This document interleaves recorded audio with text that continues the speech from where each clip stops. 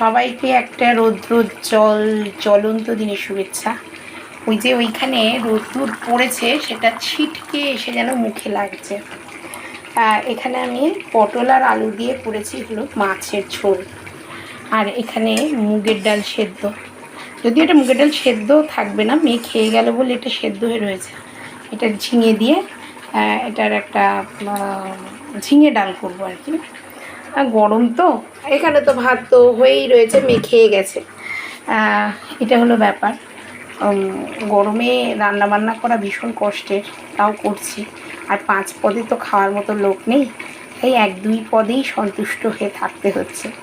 আর সবাইকে ভালো থাকতে হবে, হাজার কষ্টতেও হাসতে হবে, সবাইকে নিয়ে চলতে হবে, মন যা চায় সেটাই করতে হবে।